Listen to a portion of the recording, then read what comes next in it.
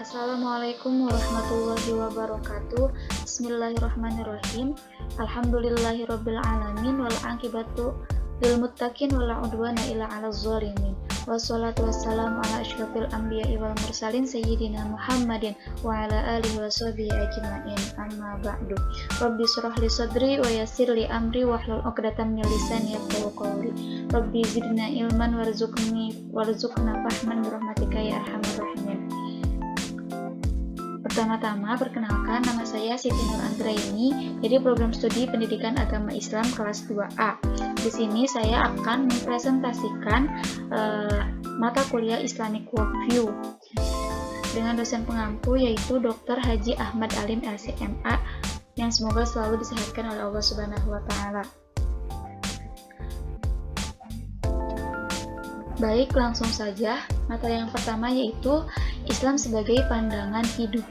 Nah, secara umum, worldview adalah kepercayaan, perasaan, dan apapun yang terdapat dalam pikiran seseorang.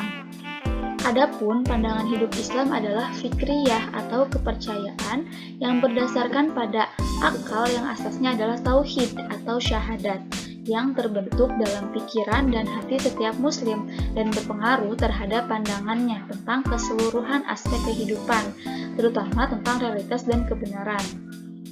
Adapun ruang lingkup dari worldview ini atau pandangan Islam ini adalah ma'rifatullah, yaitu mengenal Allah. Yang kedua yaitu ma'rifatul insan, mengenal manusia. Yang ketiga yaitu ma'rifatul haq, mengenal kebenaran. Selanjutnya itu ma'rifatud din bil adillah, maksudnya adalah mengenal agama dengan dalil-dalil. Yang selanjutnya yaitu ma'rifatun nabi dan wahyu, yaitu mengenal nabi dan wahyu. Yang selanjutnya yaitu ma'rifatul kitab, yaitu mengenal kitab-kitab. Yang terakhir adalah ma'rifatul ulum wal adab, yaitu mengenal ilmu dan adab. Nah, manusia itu dipengaruhi oleh cara pandangnya. Peradaban yang besar itu lahir dari cara pandang seseorang, cara pandang hidup yang besar pula. Oleh karena itu, kita memandang segala sesuatu harus didasari dan dilandasi oleh dasar pandangan hidup sesuai Islam. Segalanya harus dipandang berdasarkan pandangan Islam.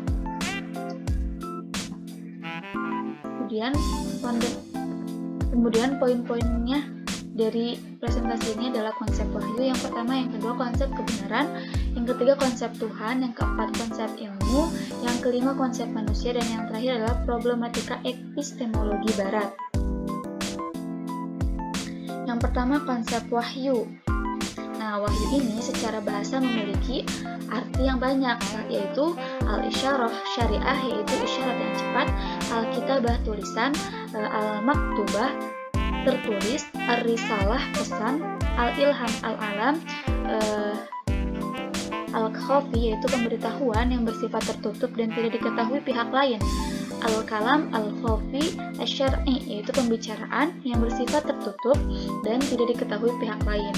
Nah, sedangkan wahyu secara istilah yaitu pemberitahuan atau risalah Allah Subhanahu wa Ta'ala kepada seorang nabi tentang berita goib, syariat, dan hukum tertentu. Nah, wahyu ini mempunyai dua unsur. Yang pertama adalah Allah sebagai pemberi berita, dan yang kedua adalah Nabi sebagai penerima berita. Wahyu diturunkan kepada Nabi dan Rasul.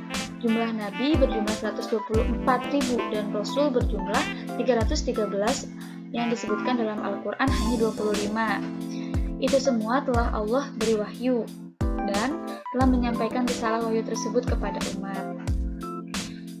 Selanjutnya yaitu adalah substansi wahyu. Substansi dari wahyu ini terdapat dalam Quran Surah Asy-Syura ayat 13 yang sebagian dari penggalan ayatnya yaitu Bismillahirrahmanirrahim, syara'a lakum minad dini ma wassa bihi Nuhan walladzi auhayna ilaika wa ma wassayna bihi Ibrahim wa Musa wa Isa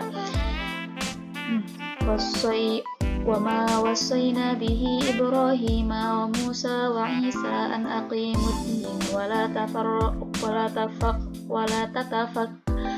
تتفرقوا فيه.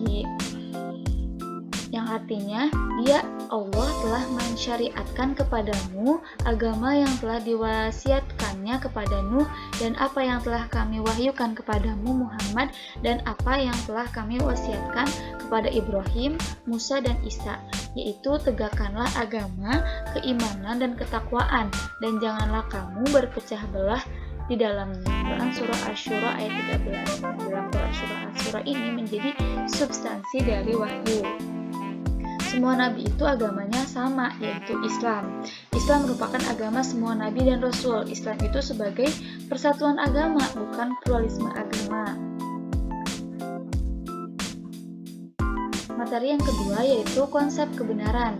Konsep kebenaran merupakan konsep dasar untuk memahami konsep-konsep dasar seperti konsep Tuhan, konsep manusia, dan konsep alam. Nah, kata al-haq sendiri atau kebenaran dalam Al-Quran itu terulang kurang lebih sebanyak 283 kali. Ini menunjukkan bahwa mengenal kebenaran itu penting dan memiliki urgensi dengan kehidupan. Kebenaran ini sifatnya absolut. Realitas kebenaran itu mencakup pandangan dunia dan akhirat. Kata kebenaran sendiri di dalam Al-Quran terulang kurang lebih sebanyak 283 kali. Konsep dari kebenaran akan melahirkan 3 konsep dan keyakinan, yaitu ilmu yakin.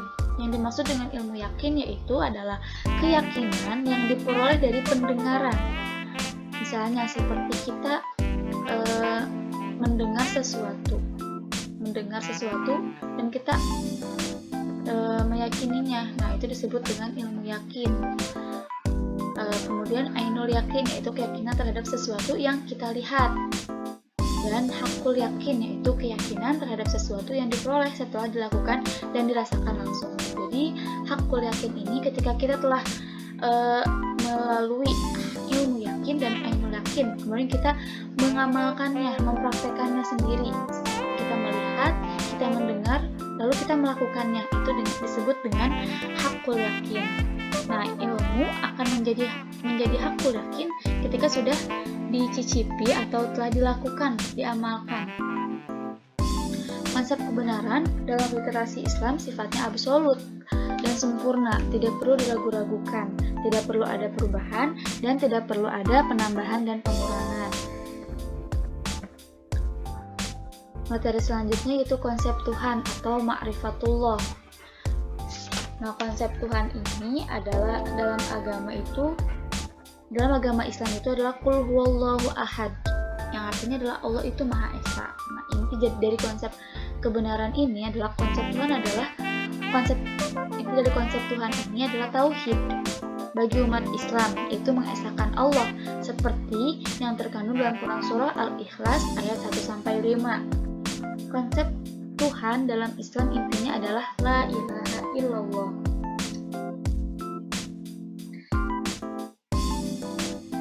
Kita memandang konsep Tuhan ini harus berdasarkan perspektif yang absolut, berdasarkan wahyu. Dalam perspektif Islam, Allah lah yang menciptakan, mengatur, dan memberikan rezeki segala sesuatu.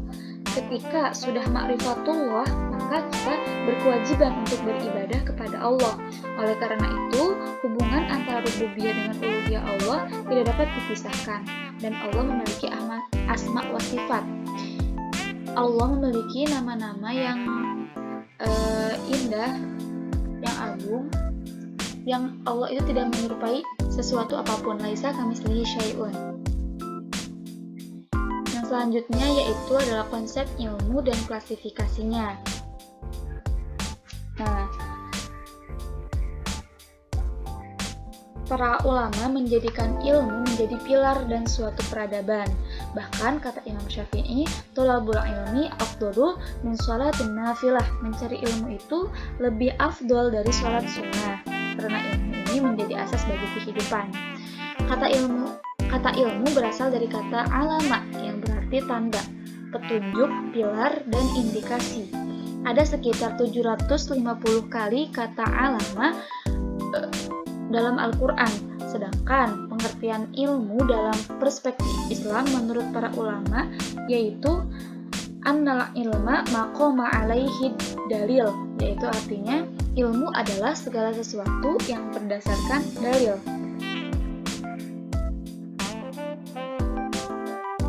Dalil itu ada dua, yaitu khabar shadiq dan an-naqlu al-musaddaq.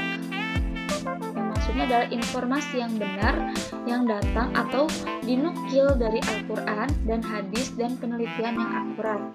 Itu yang disebut dengan ilmu. Selanjutnya, pengklasifikasian ilmu. Klasifikasi ilmu menurut Imam Al-Ghazali mengklasifikasikan ilmu ini menjadi dua, yaitu ilmu syar'iyah dan ilmu ghairu syar'iyah. Ilmu syar'iyah adalah ilmu yang diperoleh dari para nabi dan rasul, diperoleh melalui wahyu. Ilmu syar'iyah bermuara pada ilmu fardu ain dan fardu kifayah. Selanjutnya yaitu ilmu ghairu syar'iyah. Ilmu ghairu syar'iyah ini sebagian ulama ada juga yang membagi ilmu ghairu syar'iyah ini yang kebalikannya dari ilmu syar'iyah. Sebagian ulama ada juga yang mengklasifikasikan ilmu menjadi ilmu hal, yaitu yang sekarang atau saat ini terjadi, ilmu yang dibutuhkan pada saat ini, pada keadaan saat kita akan melakukan suatu hal, disebut dengan ilmu hal, ilmu sekarang atau saat ini. Kemudian Ibnu Khaldun mengklasifikasikan ilmu menjadi ilmu akliyah dan ilmu nakliyah. Ilmu akliyah adalah ilmu yang dapat dicerna oleh panca indera dan akal, dan ilmu nakliyah adalah ilmu yang dinukil dari riwayat-riwayat Nabi dan dalil Al-Quran. Sebagian ulama lain mengklasifikasikan ilmu menjadi ilmu kauniyah, yaitu ilmu yang berbicara mengenai alam, dan ilmu syar'iyah, yaitu ilmu mengenai syariat-syariat. Selanjutnya yaitu konsep manusia. Manusia merupakan subjek yang memiliki tasawur. Manusialah yang memiliki pandangan mengenai konsep Tuhan, konsep akal, alam, dan sebagainya. Inti dari kemanusiaan itu ada pada jiwanya. Ketika manusia keliru dalam memandang dirinya, alam, dan tentang Tuhannya, maka akan muncul banyak problematika dalam jiwanya dan kehidupannya.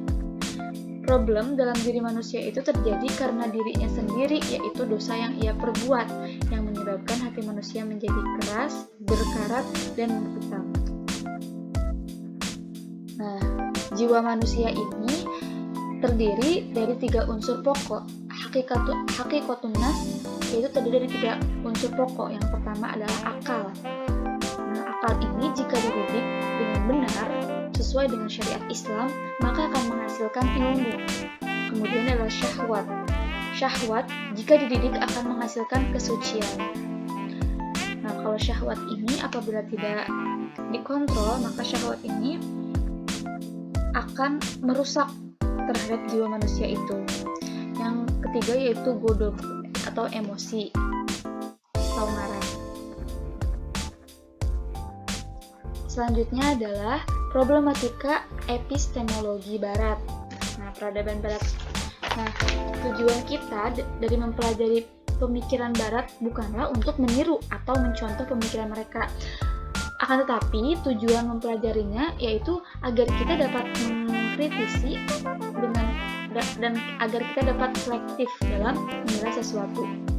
Peradaban Barat itu sifatnya empiris. Peradaban Barat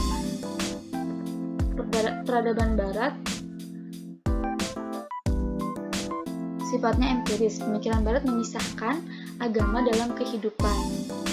Peradaban Barat itu sifatnya empiris, kosong dari nilai-nilai wahyu.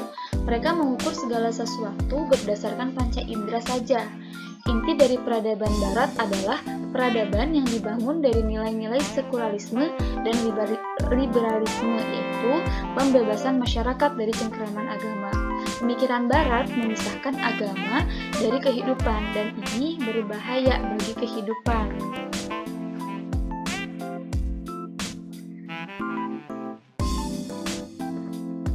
Nah, ada faktor yang merubah Barat Kristen menjadi Barat sekuler liberal. Yang pertama yaitu karena trauma sejarah, yang kedua yaitu problematika teks Bible itu sendiri dari internalnya, yang ketiga yaitu problema teologi Kristen.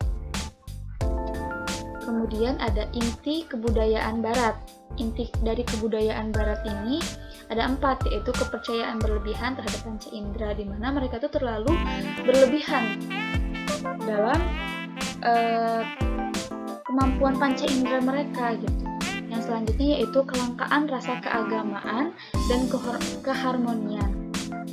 Yang selanjutnya yaitu menjunjung tinggi kehidupan dunia. Nah, yang menjunjung tinggi kehidupan dunia ini sudah jelas, yaitu termasuknya hubud dunia, yang mana kita sendiri sebagai umat Islam tidak boleh melakukan hal itu. Hubud dunia itu termasuk sifat tercela. Jadi menjunjung tinggi kehidupan dunia itu bukan tidak boleh ditiru oleh umat Islam, karena bagaimanapun tujuan hidup umat Islam itu adalah untuk beribadah agar kembali kepada Allah dengan keadaan membawa amal baik, dan tujuan kita adalah bukan dunia itu sendiri.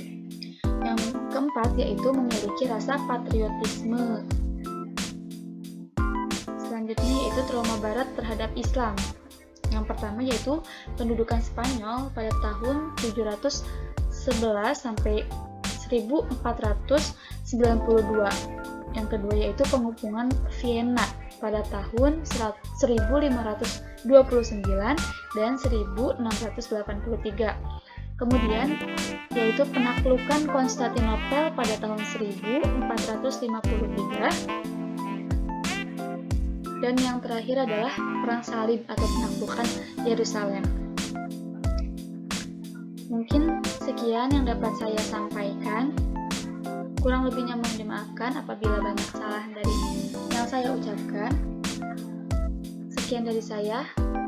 Ada kata-kata dari Imam Syafi'i, belajarlah karena tidak seorang pun dilahirkan dalam keadaan berilmu. Oleh karena itu, dimanapun kita, berapapun umur kita harus selalu belajar dimanapun tempatnya. Sekian dari saya, syukron kasiron. Wassalamualaikum warahmatullahi wabarakatuh.